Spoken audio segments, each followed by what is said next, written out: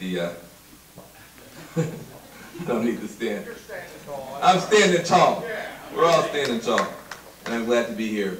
Well, first of all, I can't tell you how excited I am to be here representing Rebuild the Dream and the American Dream movement. Many of you here have helped to build this movement.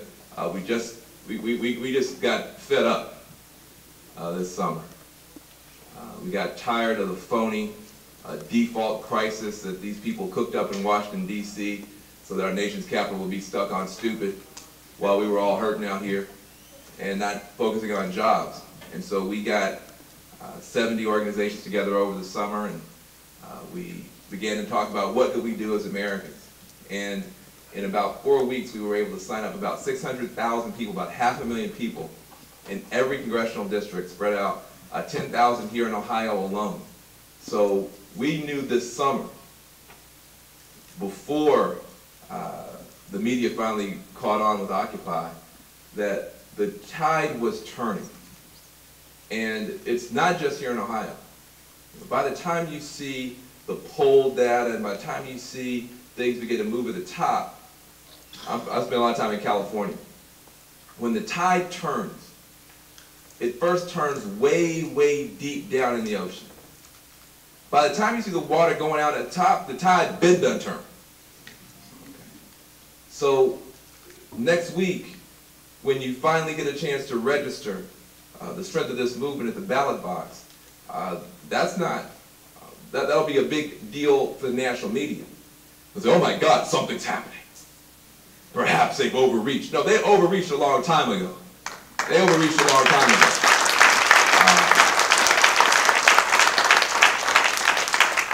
But this fight, I hope you don't take it for granted. The whole country is watching this. You can't lose here. This is a big deal for everybody. There are 3 points that I think can be made out of a victory here. First of all, that our grandparents weren't stupid. Second, that America is not broke. And third, we are not alone. Our grandparents weren't stupid. America is not broke, and we're not alone. Our grandparents weren't stupid after the Great Depression when they put rules in place to keep Wall Street from turning itself into a casino. They were wise. They didn't have to guess about what would happen with crazy kamikaze style capitalism. They wanted to keep a market system, but markets work according to rules. And the rules were either not in place or they weren't being enforced, and our grandparents, to prevent us from suffering, put smart rules on the books. And they also knew that in order for the economy to grow in a way that helped everybody, and not just a few, working folks need to have a say on the job, that there's a wisdom in the hearts and the minds of working folks that needs to be respected at the table. There's a depth of understanding that the bosses just don't have on their own. And that rather than having to go through strike after strike and have catastrophes and disasters and injuries on the job, let's respect the wisdom of working people. That was our grandparents. Wisdom.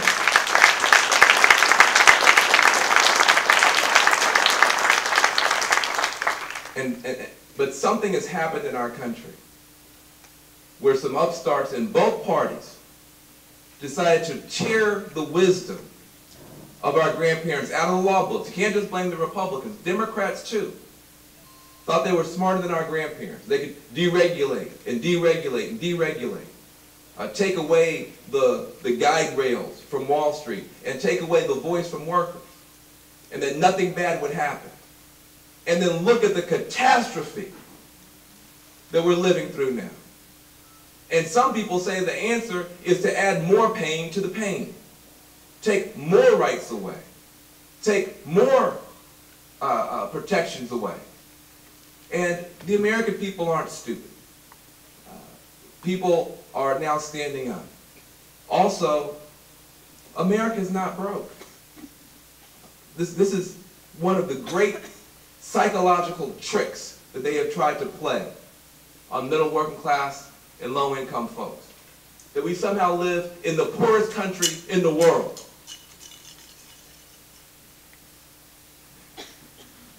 You can tell it's the richest country in the world. First of all, it's a very nice camera.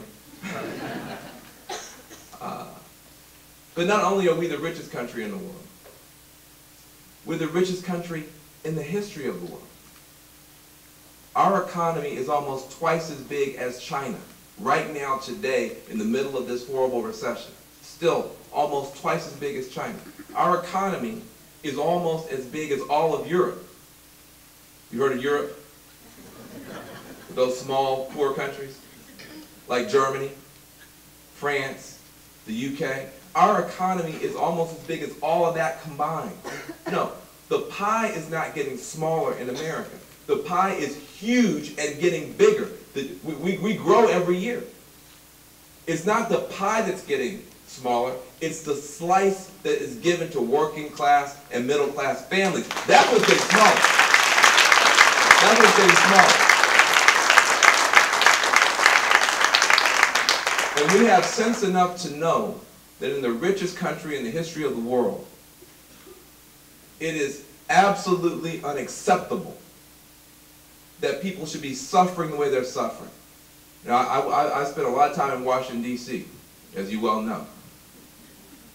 I worked in the White House for 6 months. Best 6 months of my life, followed by the worst 2 weeks, okay? Here's what I saw. A complete disconnect between the center of gravity in that town and what's going on in America.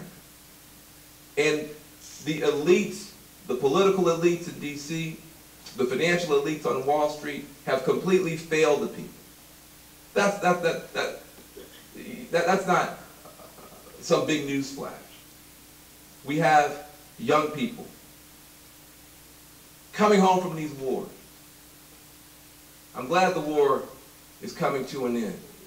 I'm glad these young soldiers and sailors and Air Force members and Marines are coming home. But what are they coming home to? No jobs, an unemployment rate that's almost twice as bad as their peers, homelessness, and 17 suicide attempts a day. Every 80 minutes, some young veteran tries to take her or his life because what they went through overseas was so traumatizing and what they're fighting here is so depressing.